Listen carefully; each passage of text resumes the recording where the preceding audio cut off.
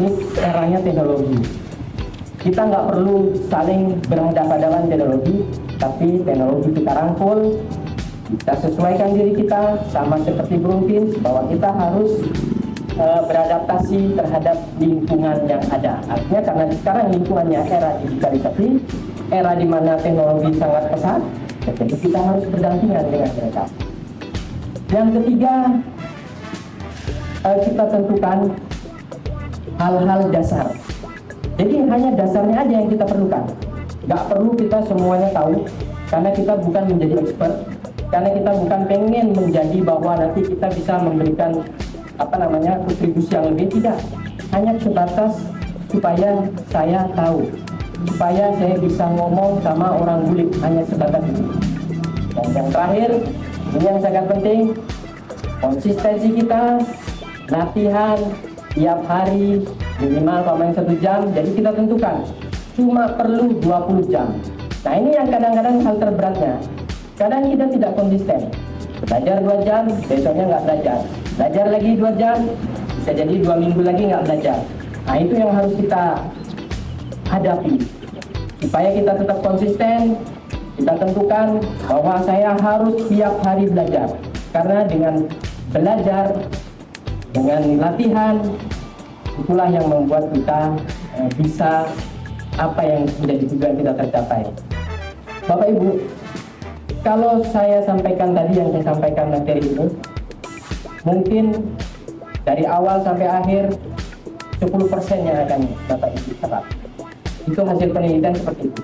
Tapi kalau kita latihan, itu 70% yang akan kita serap.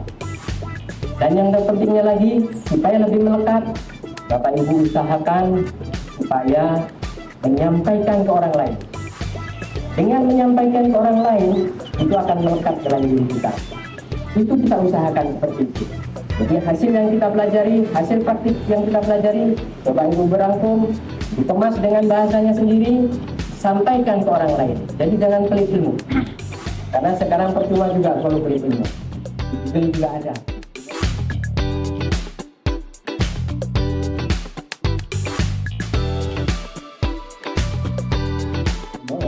Kita belum itu, cuma saya itulah guna apa yang disertai. Jadi kita kalau kamu nih, udah turun 50.000, udah 50.000 kita buat sekarang kita butuh pasti, karena kita produksi di bawah, ya kan?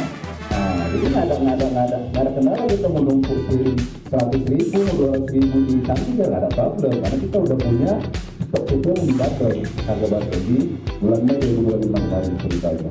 Itu menurut saya Pak. Jadi ada momentum kita kejar, ada momentum kita dodol.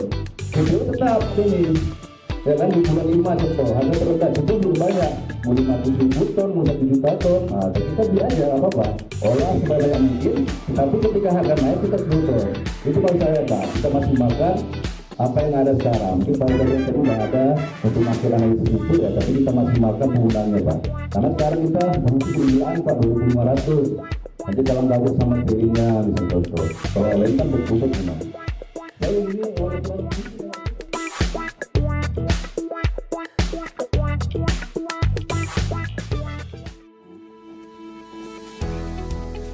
Hai teman-teman, perkenalkan nama saya Yusmiati Vidya Fitri. Saya dari Divisi QA dan Kontrol.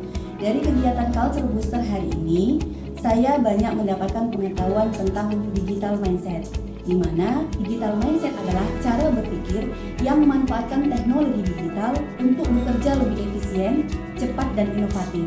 Dengan digital mindset, seseorang tidak hanya menggunakan teknologi, tetapi juga berpikir bagaimana teknologi bisa menyederhanakan proses kerja dan meningkatkan hasil. Di mana hal tersebut harus dilakukan secara kontinu dan juga harus terus beradaptasi sesuai perkembangan zaman dan teknologi. Mungkin demikian yang dapat saya sampaikan. Selamat pagi dan terima kasih.